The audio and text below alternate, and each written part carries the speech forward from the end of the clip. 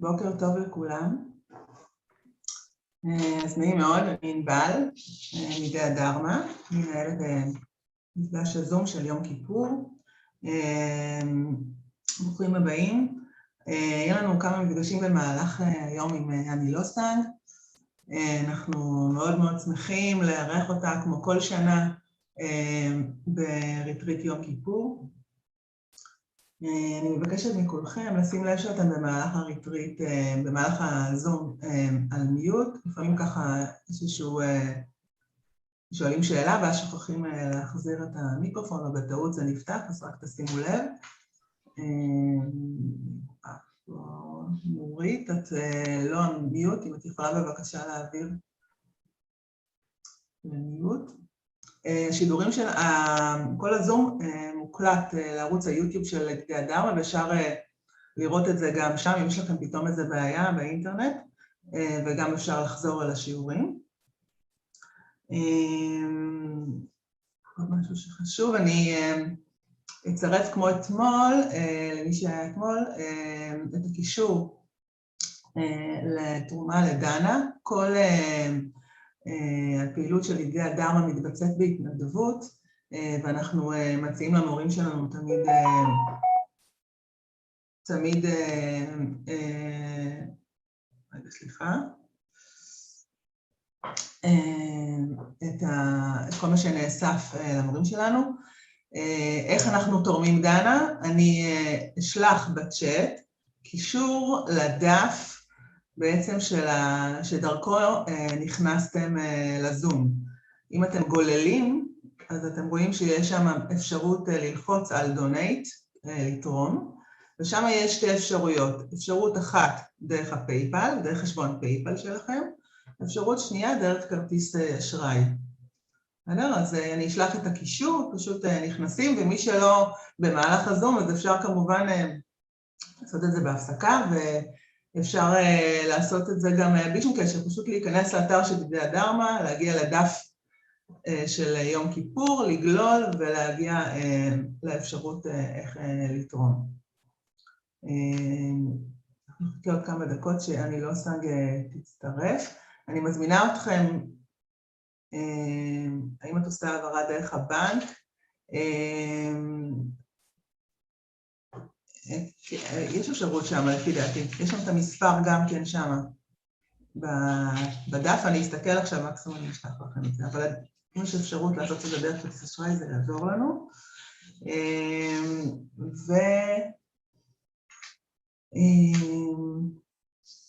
אני מזמינה אתכם עד שאני לוסנג תצטרף, לתרגל שם את מדיטציית ריכוז בנשימה.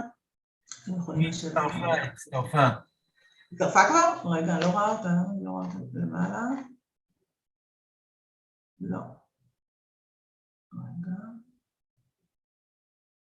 איך אתה רואה אותה? אני לא רואה אותה. אני לא שם?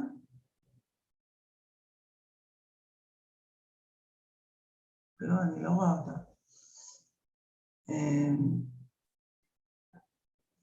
אז בזמן שאנחנו ממתינים, אז אני רוצה שננצל את הזמן הזה למדיטציה. אז שיהיה לנו יום מעניין, מהנה,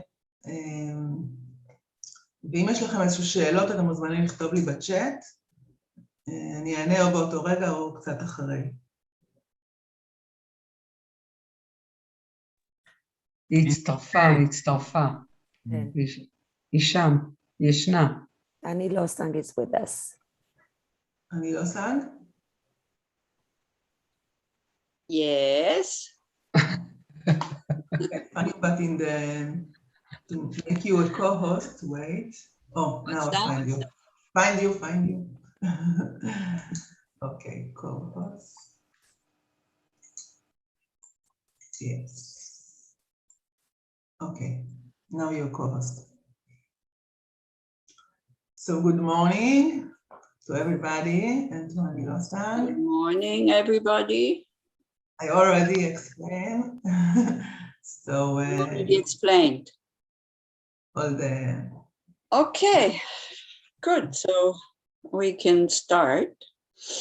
And so what I intend to do, so first of all, hello, everybody. I mean, a lot of faces that I know, which of course, you know, just imagine me seeing you on the gallery view is creating a lot of happiness in my heart.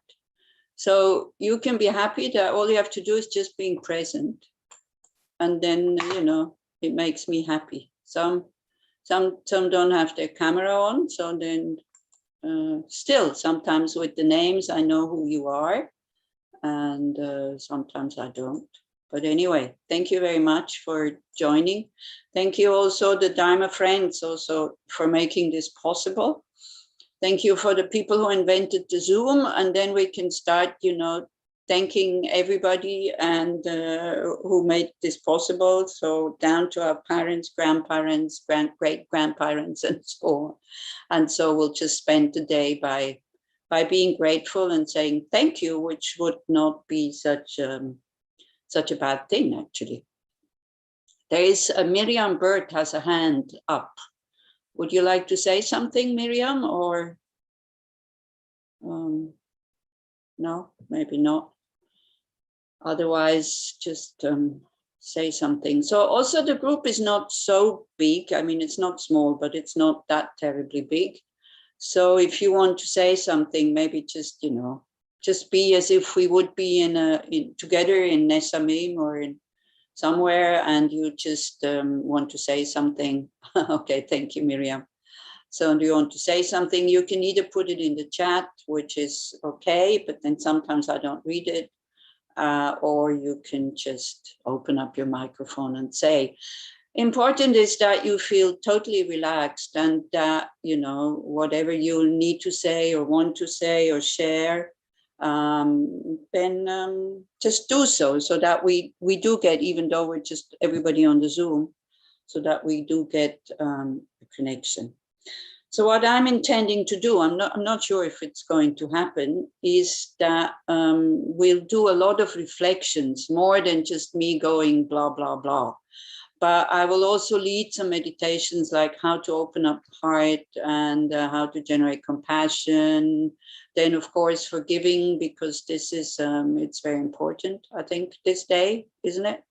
Forgiving ourselves, forgiving others. And I read somewhere an article about somebody who said, like, Yom Kippur is about reinventing yourself, which I find a good way to, you have the chance to reinvent yourself. But then from the Buddhist point of view, I would say you have to do this with a lot of kindness and with a lot of compassion, and not with aggression towards yourself, and not with being, you know, unhappy the way you are, and disparaging yourself, criticizing yourself, only seeing the negative things, which is sometimes a little bit our tendency.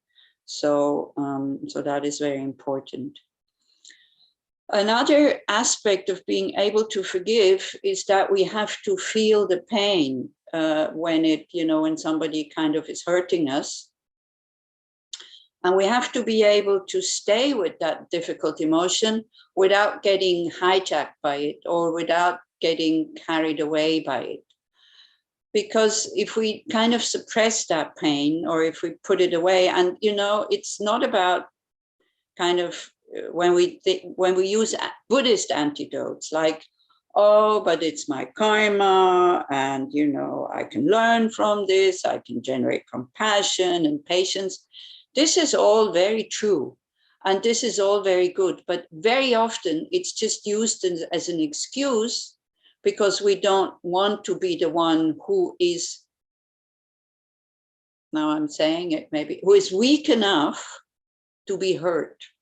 Because we all want to be strong, and we want to be not vulnerable, and we want to be wise, and, you know, all these kind of things. Now, when I say all, of course, then I include myself. If you think you're not one of these people, then fine, then just be happy, you know. But in general, we don't like it when other people are able to hurt us, or not to do with us what we would like them to do, or something like that. And then we have a tendency to oh, my camera is going, even that one is going kind of strange, because now it's an external one and it keeps jumping out. See, it doesn't come on again.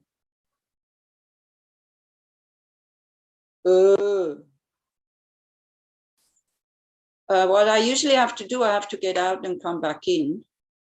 So in Bali, if you still have to do, no, anyway, I tell you what we will do, because you don't have to see me anyway. It's much better if you see Chenrezig, which I think is a really beautiful picture. So what we will do, we'll just do some awareness meditation at the beginning. So while then I go out and come back in, then you do that. I will start with leading it, then you have to do the job anyway. And, without me guiding you and telling you what to do. So make yourselves comfortable.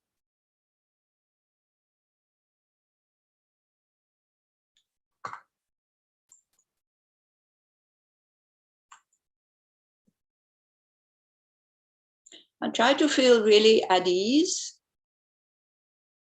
but with a straight back if it's possible. And really put some awareness on your body. How is the body? And as much as possible, relax. Without feeling too kind of slack. Full of self-confidence, that's a good word, You don't have to prove anything. You don't have to be anybody particular. You don't have to be in a particular way. All we have to do now is being present and, like an observer, just watch what's going on. And to name it, what's going on. Yeah, like also from neuroscience, maybe you know the word, especially with strong emotions, you name it, you can tame it. They all have these wonderful sayings.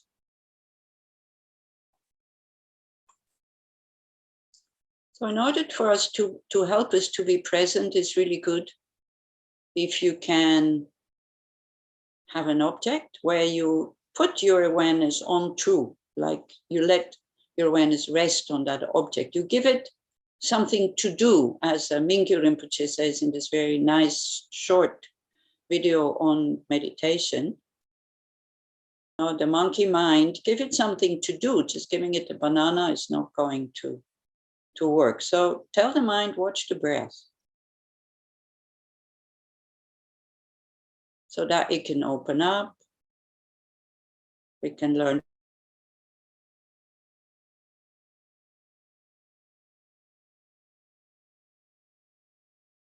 Think, oh, I can't meditate, it's too complicated. It's not. Just be with your breath without manipulating it. And notice how it is.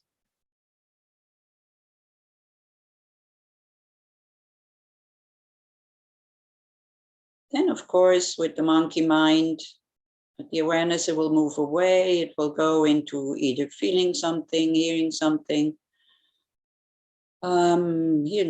thinking about something. And then we see that when something like this is occurring, and so this is what we have to be aware of.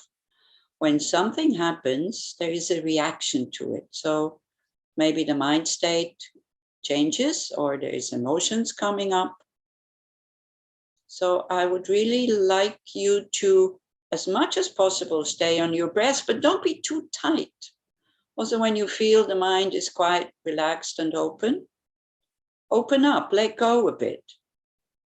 So that, widen your perspective, not just the breath, but also bring in other things. So if you're very experienced, this is absolutely not a problem. If you're not experienced, then sometimes it's good to go step by step and only the sounds, then maybe only the smells, then maybe only the thoughts, and so on. Do this to your capacity. Take your breath you know, as if you are kind of opening a circle. So the circle is very small first, so it's your breath.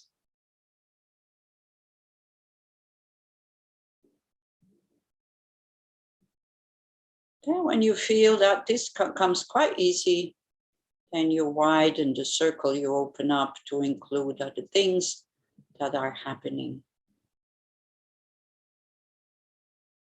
So I'm going to go out and come back in, and you just continue. So you don't have to stop the recording or anything, that's fine. I'm just doing that and come back.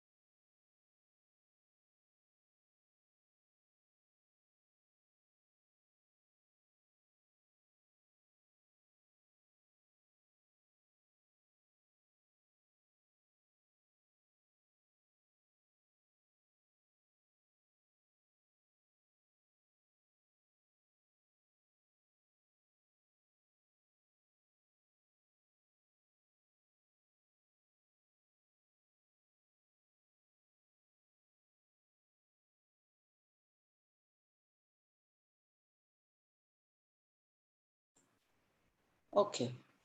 So then what I would like you to do now is to watch the state of your mind and to be able to name it.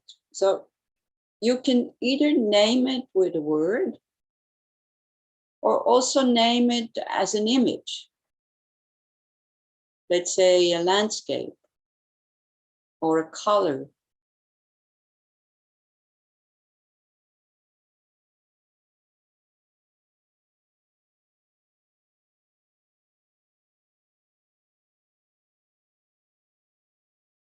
And then, so that, you know, we're sure that we know what we're doing, you put it in the chat when you're ready.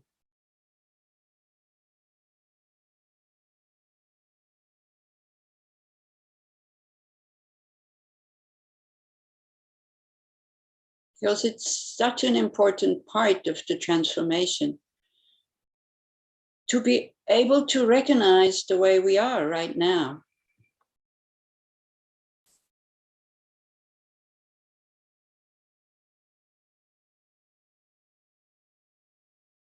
Okay, somebody says very calm.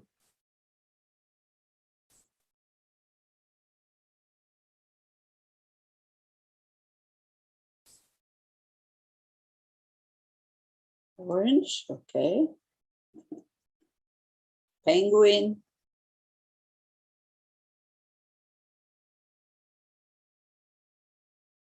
Bad, not worthy. Okay, that's what we're going to meditate on. Next one, curious and calm. Seagull.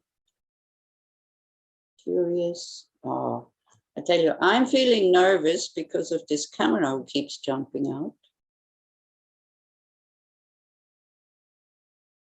Too many clouds in my sky, like the deep sea, like a monkey. Bright blue. Sea. Trying. Gentle within patches of fog. Anxious, guilty.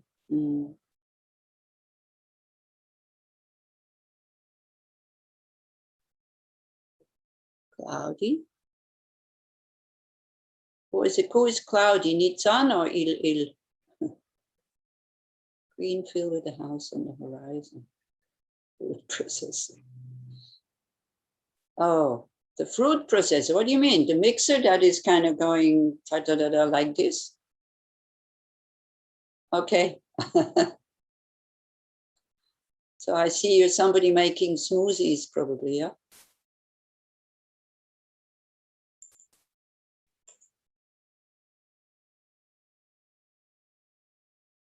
Yeah, I know I have something covering your camera. No, the camera is not working, I tell you.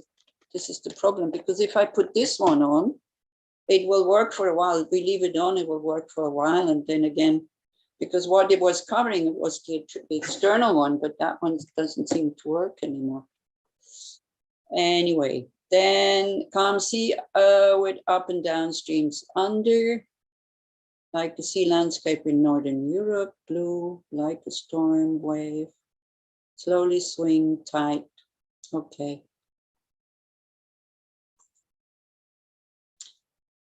Okay, so well now the computer camera is working. If it's not working, I'll change and I'll go to the tablet. That one then should work. So anyway, we'll try. Okay, so as I said, you know, try to do this in the morning also before you go out of the house. Just you sit down and you do some awareness, breathing meditation. But again, with the motivation, you know, as we all know, motivation is so important. Like, may I be able to recognize my, you know, when I start getting tight or when the food processor is going on, and then to have some antidotes to go against it, not to suppress it. That nobody says that you should suppress anything, but also not live it out, not to be slaves of your emotions anymore. But you might feel that, you know, the food processor, the tight, the guilty, and all this, these are emotions that we feel in the body. They're not in the mind, right? They're in the body. So by recognizing them in the body, at least we're not trying again to change them up in the head, you know, because we intellectually kind of use antidotes and all this, but then we're more in the head than in the body or in the heart or wherever you feel your emotions. And then nothing will change, and then we get discouraged or we give up and all this. And I tell you, it's really not easy to transform. Yeah, don't think that this is an easy matter, but give it time and give it the patience and give it the loving kindness. And from time to time also, you know, notice how we are identifying with these states of mind, not even knowing that it's just, you know, it's changing, it's impermanent and all this. If you put your awareness on your difficult emotions, and this afternoon we will take difficult emotions and we will try to, this is really funny, can you still see me? Because I see a totally different angle all of a sudden. So I don't know. Oh, because that one came on again. It's the external one. Oh gosh. It has a life on its own, I'll tell you. So it never happened before, so I don't know what's going on. So yeah, for the transformation, you know, we'll do a meditation this afternoon where we try to stay with difficult emotions. But before we do that, it is so important that you recognize your own innate goodness, right? Because if we don't believe that we're a good person, if we don't nourish that part of ourselves, then, you know, we don't have the courage to look at these kind of painful sides of us or these unhelpful sides of us. And then we start judging ourselves. And again, we start to identify with it and all this. Now, talking about this is very, very easy, right? And it seems very, very simple. It is simple. This is the thing. It's quite simple. But because our habits are so deep sitting, and because, you know, not just what Buddhism would say, not just from this life, but from all our past lives that we have, from our childhood, from constantly being influenced by society, from our grasping at the really self-existing I, me, yourself that desperately wants to be happy, that desperately wants to be loved, that thinks that if I'm not perfect, then nobody will love me. And then we start to create a facade that is absolutely not true. We're afraid of opening up. And then we start to play roles, which then, of course, people don't trust us anymore because they don't know what they're at. Yeah, but we're many, many different, what's it called? Characters or different personalities, and not at the same moment, but, you know, in the same, the body is also not the same all the time. But we're changing all the time. And when you have this awareness and when you have this ability and the courage to look at your, to stay with your painful emotions, I don't want to call them negative, it's more painful. They're painful in a way that they make you tight.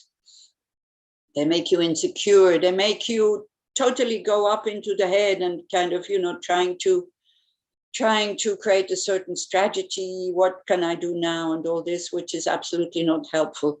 If you have the ability to just stay with it, you can see that these painful emotions, when you watch them, they're hardly staying longer than a minute and a half. This is not from me, okay? Most of the things I say is from neuroscience and from Buddhism, because it goes really well together. But if you suppress them, or if you kind of go, you know, into the food processor and the thoughts and all this, actually it's a very good way. Ohad, thank you so much for this food processor thing.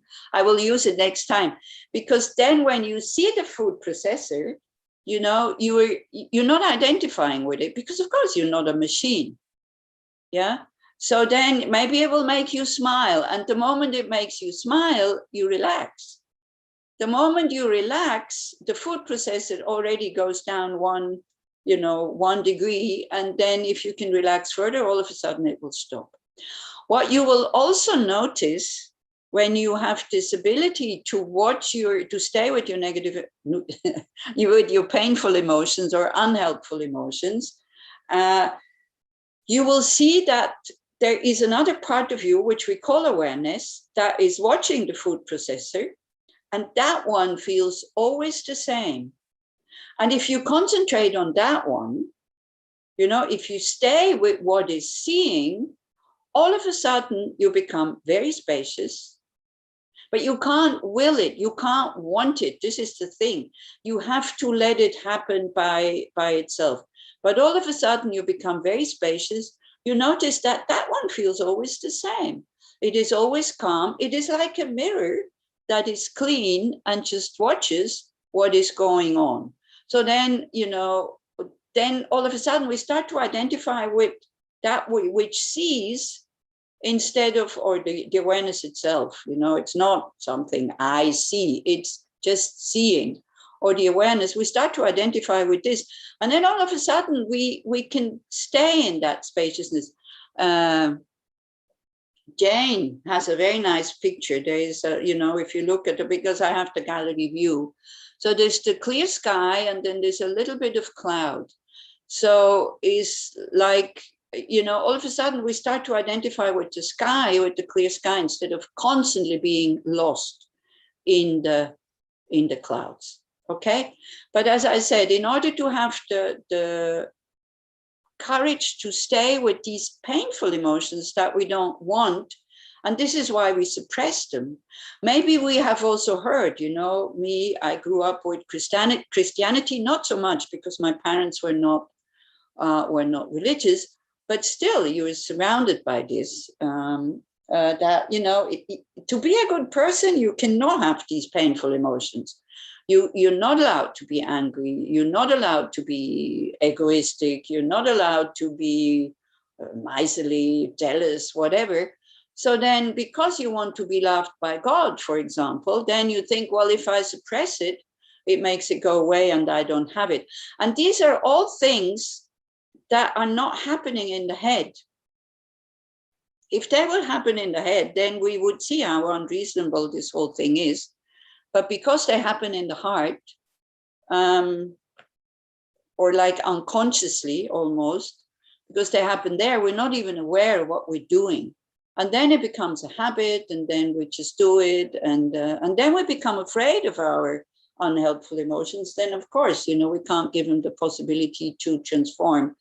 But it's just energy. It's just a dynamic process in our mind that, has many, many, many different conditions and different aspects. As I said, the way we grew up, imprints from past lives, society, the present situation, who is in front of us, the way we think about the future, and all these kinds of things. So it's not just one thing that creates these difficult or painful emotions. It's many, many, many things that need to come together for this to happen. Is this more or less clear? And I know you have heard this many, many times already, but it's so important that we have it as Jetuma Tenzin Palmo says, that we take it from the head, from the intellect down to the heart, meaning so that it becomes part of us. Okay, so now we have to be very courageous, because we're going to dare to think that I am a good person without any ifs and buts. Now, if you see the people on the screen, if you put gallery view, for example, and you recognize a few people, right? People that you might know.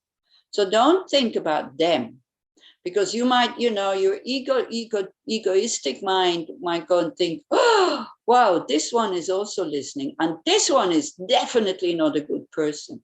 So what if they think that they are good people? They will never transform. They will never become good people. Now, this whole thing is not about others. It's about you. Okay? So you see, if we would believe that we are good people, we will become good people. But if we constantly believe that we are bad and not worthy and nobody loves me and I'm so alone and all this, we forget that we always have the possibility to love others, even if they don't love us. It's okay, and what this is, we'll do after the break, how to open up the heart and how to create to do a loving kindness. I love it to create a loving kindness attitude towards others. So even if you're totally alone, which you never are, we are connected to the whole universe by using the things we use in our house, by being the person that we are, thanks to the influence and the teaching of other people that have taught us things, due to people producing the things that we're using and so on. So, so we're never really alone. And as we did yesterday with the precepts, if you feel lonely, then just visualize that you are, all the houses disappear, like the visual obstacles disappear, right? And the earth becomes totally flat. And then you will see we're never alone. How can you be ever alone? Yeah, even if you go up on the highest mountain, there's some animals there, insects are there, and they all want the same thing. They all want to be happy. So it's actually quite a nice meditation to do that, so that we're not locked into poor me and I only and the center of the universe. That to see that, even if I don't hear other people or even if I don't see them, but they are definitely there, and we constantly forget. Yeah. Okay, so now you have to get all your courage together and to do this I'm a good person kind of reflection. So again, try to make yourself comfortable. If you can, sit with the straight back. It really helps your mind to become clear. So it's not because I want you to be uncomfortable, because we're so used, to lean against something. But it does help the mind to become clear. And Sigal is stretching, so that's very good. So that you can also do that, because make the body at ease by stretching. Yeah, Ohad is rolling his head. This is what the yogis do when they do Tsalung, they do like a lion, they kind of roll their head. I have to be careful so that I'm not becoming dizzy, because you really let the head fall forward as if there's no strength in it anymore. And then they just go round and round. And then with the shoulders, they go like, oh, you can't see. I'm a bit afraid to move these things because I think then with the shoulders, they go like forward like this and forward like this. And then they really shake themselves in order to do then the meditation, so that the mind goes in a more subtle way. You might have seen it, I don't know. So yeah, do some stretching. If you want to stand up, because we've been sitting more than 40 minutes already, stand up. And really take care of your body by having it as relaxed as possible, but also as awake as possible by sitting with a straight back. Okay, great. See other people doing that. If you don't want to do it, it's fine also, Just these, all I'm doing with you today is just giving suggestions. Then you sit with the straight back, again, full of self-confidence, with this first thought. I am a good person, and allow everything to arise that wants to arise. Please don't manipulate anything. Don't take the help of other people who tell you, oh, you're such a good person. You have to believe it yourself. So first we just start like this. Then we do take some help. And notice what it does to you. Don't go, this is good, this is bad. There's no expectations here, what it should do to you. I am a good person.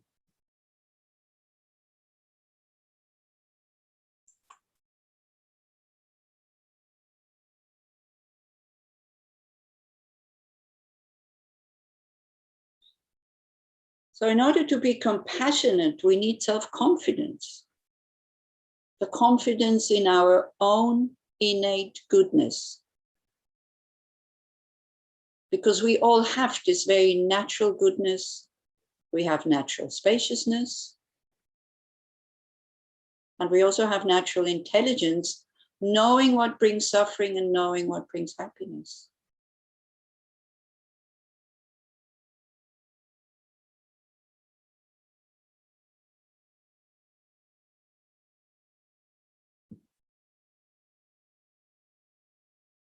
I can see the small head of a child who's a bit restless, but doesn't matter. And just seeing that head of a child, it just makes me smile. And it's not just a smile, it does something to my heart, to the upper part of my body. Then you can feel the natural goodness. And to nourish it, we need to get in contact with that, and to get in contact with it and be aware of it, so that we can create these connections in the brain. You know, like when they say, when the things wire, the longer they wire, the more it will become our nature, or the more it will kind of stay during the days. So the best way to get in contact with our innate goodness, you just think about somebody that really cares about you. Just one person. Somebody that loves you. Somebody that acknowledges you the way you are, appreciates you the way you are, sees you.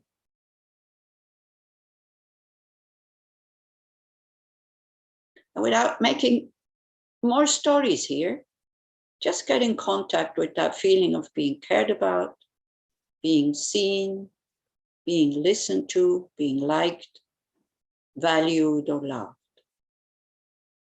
And try to hold it. Don't go into thoughts, if possible.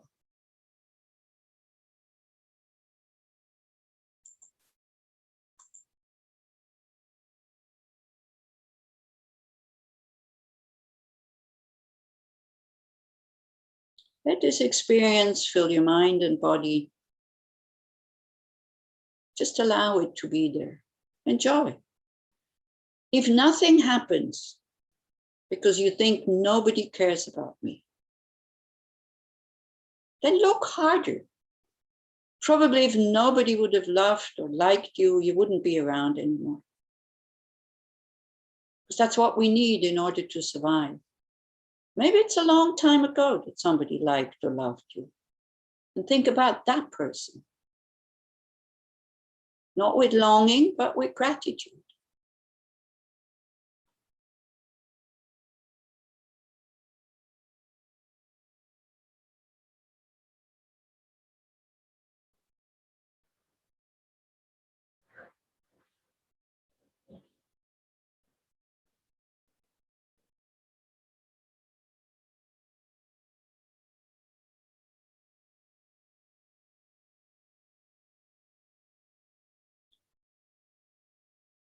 And this is what I would call an open heart. Spacious, relaxed. And just check, does it feel natural or does it feel like something fabricated?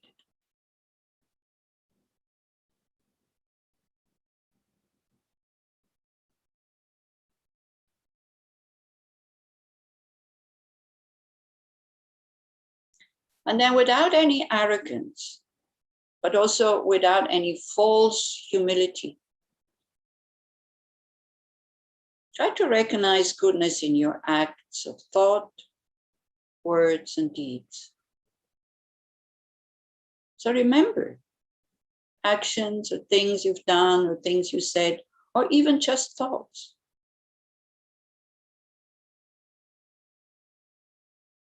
So it includes positive intentions, putting the brakes on anger. So don't think when you didn't succeed, just think when you did succeed. Or restraining addictive impulses. A good thing that is, it's really good to think about and to remember extending our compassion and helpfulness to others. But then also the courage to say the things that need to be said, but to say them not with anger or self-concern, but with wisdom and kindness and patience, including the happiness of the other person.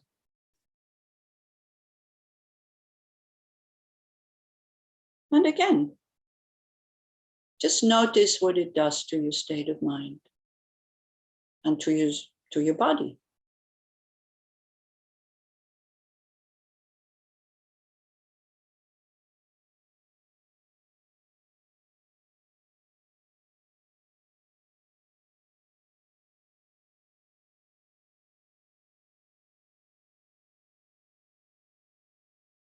So sense the goodness at the core of your being. Feel one with it. See it as being natural. It is there, inside of everyone, no matter how obscured it is sometimes, and we can never lose it.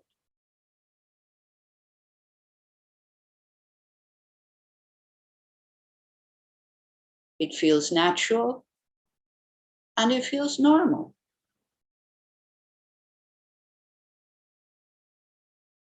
And there's no big sense of I inside of this. There's no sense of, wow, I'm such a good person. There is space.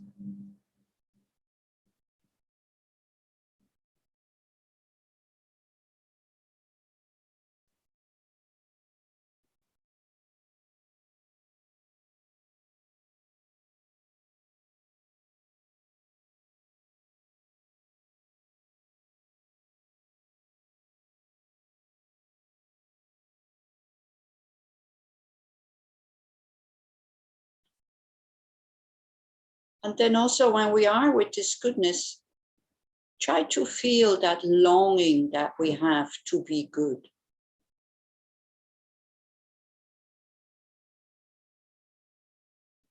It's almost a nostalgic feeling.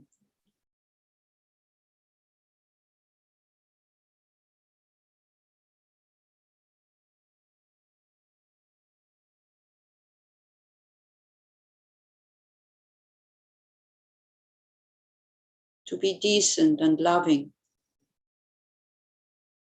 The longing to be able to contribute, to help rather than to harm.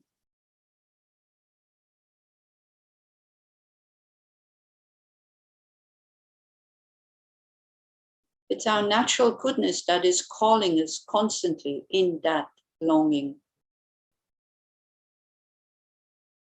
Telling us again and again and again, you do have the potential to live your values naturally and spontaneously.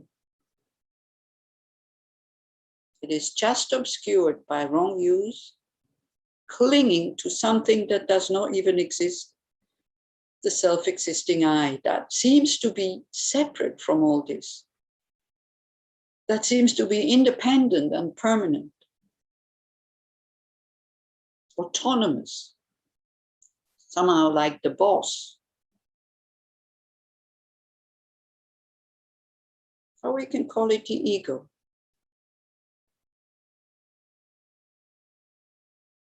That one which lies at the root of all our problems, of being hurt and hurting others. So we don't have to be angry at ourselves, because all our problems do come from a wrong view, from ignorance, from not knowing. So it's good to work at this with loving kindness and with compassion and with wisdom.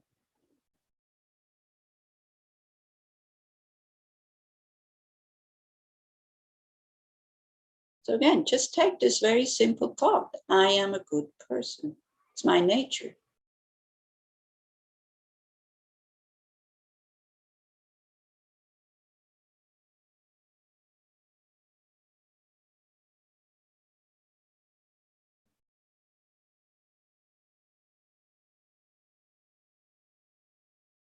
And as intention or motivation, we can think in tricky situations in the future or in difficult relationships. Before you react, just ask yourself, being a good person,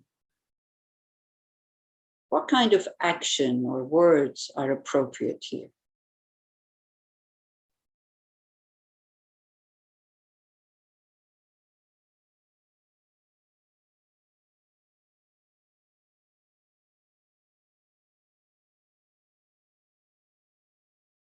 And as you act from this goodness, let the knowing that you are a good person sink in ever more deeply. I am a good person.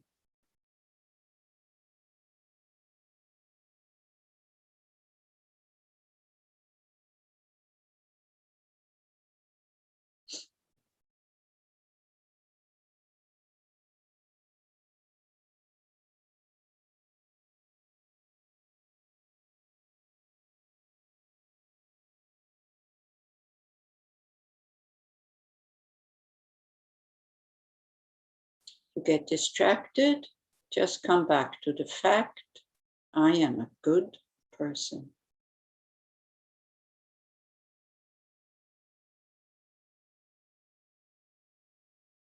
Whatever else comes up saying it's not true and you do this and that, don't believe it.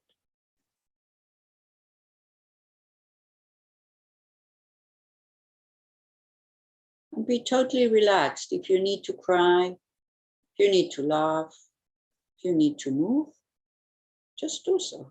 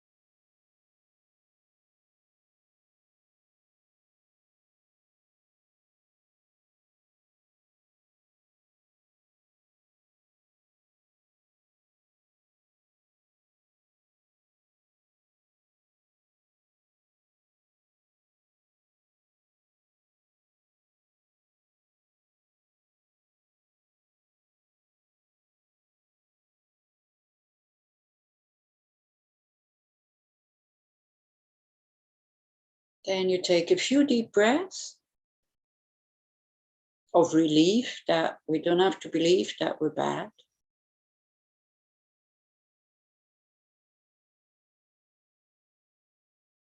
Then again, you watch how you feel, an image, a word, a color, a landscape. And if you want, again, you can put it in the chat.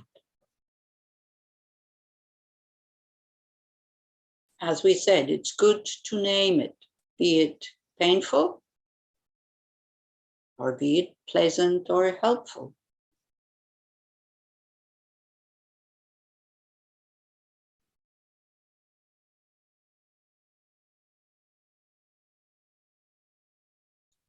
Okay, clear sky. Tight. Oh no, sorry, it's that. I don't know, where am I?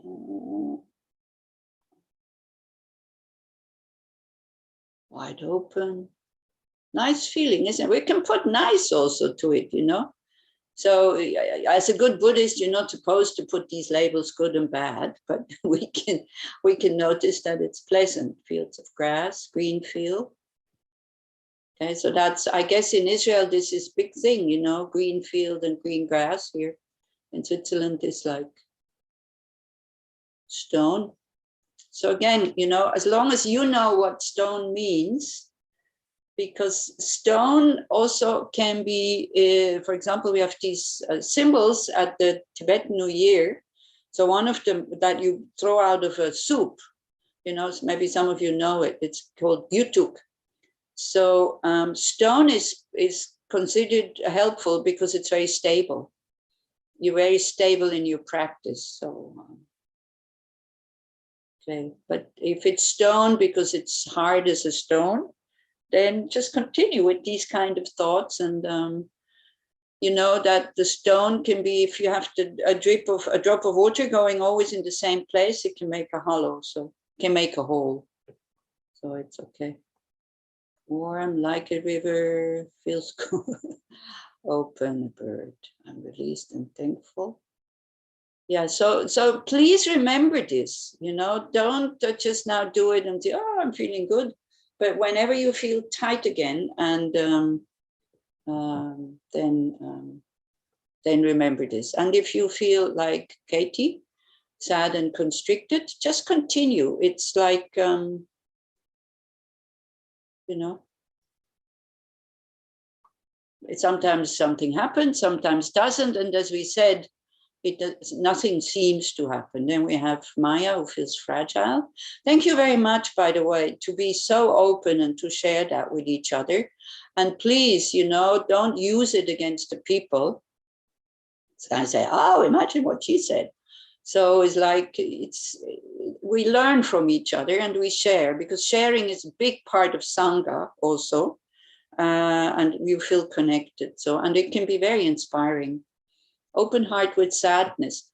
Yeah, sadness is part of our, you know, of our existence a bit, by seeing what is going on, by seeing how all the suffering is totally based on misconceptions. And that even for us, you know, I've been practicing 30 years of Buddhism and studying all these things.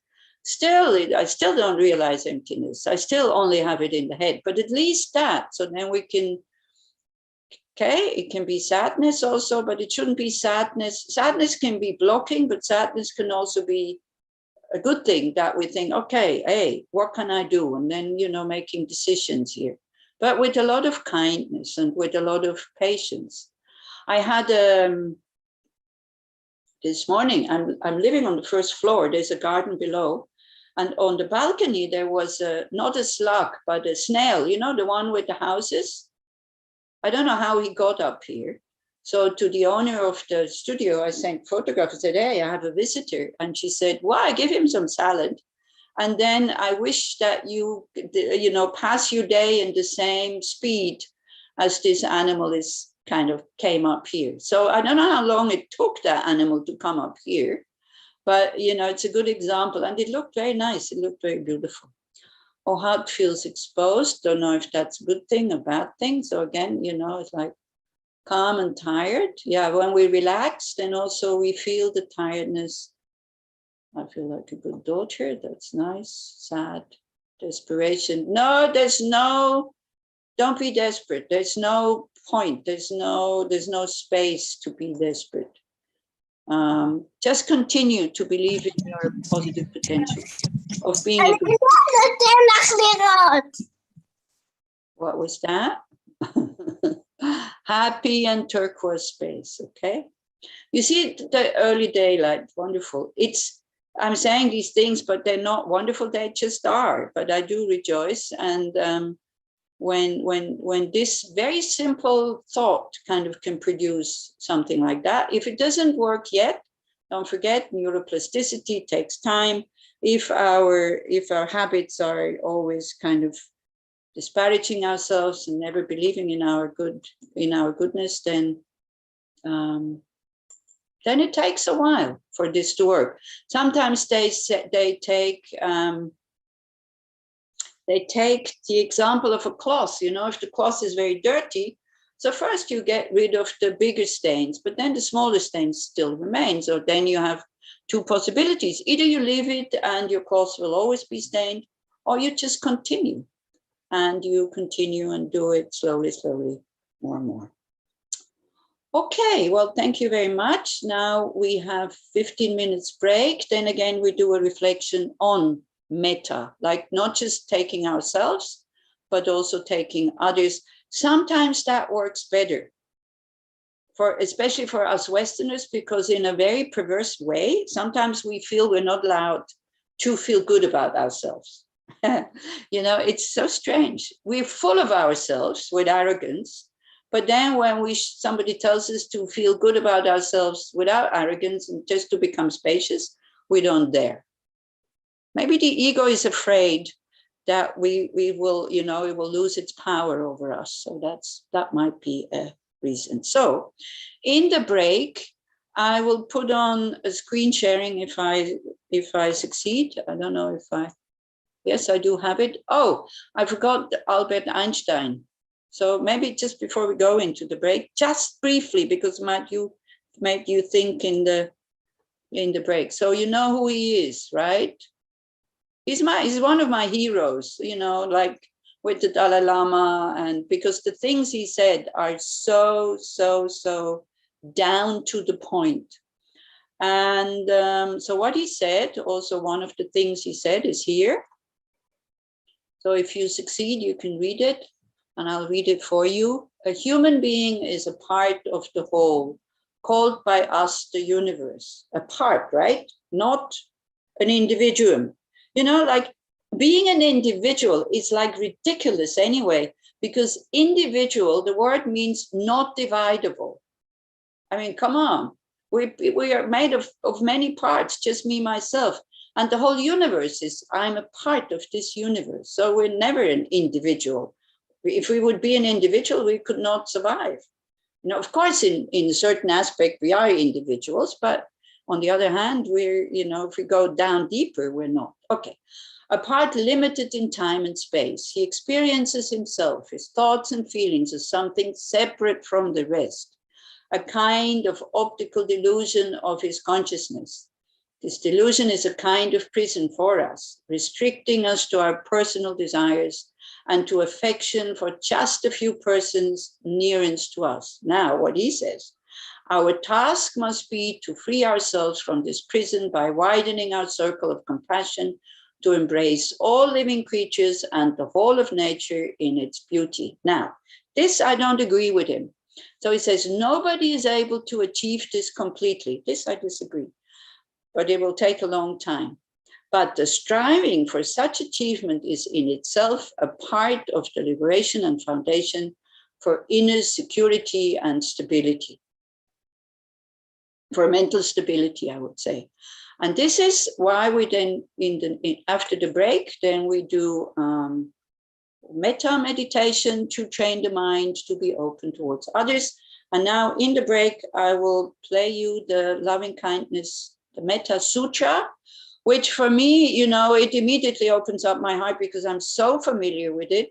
Because whenever I did something with the 16 guidelines, you know, in the break when we had to do the exercises, Nicolas Brun, like in only the French part, he was playing that Metta Sutra, and he said that he used to be a school teacher, that he played it to children, and even though it's in Pali and nobody understands what it means, the kids immediately calm down. So for me, it has this effect, because also in the relic tour, maybe Inbal remembers, in the relic tour, it was one of the things that was constantly playing.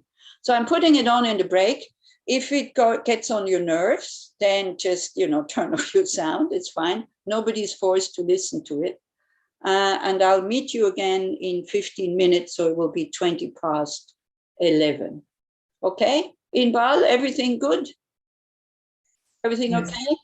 Okay, otherwise just complain and then I do something. So I'll see you again in 15 minutes. And I have to find it first, but I will. And you can just listen to it in the background.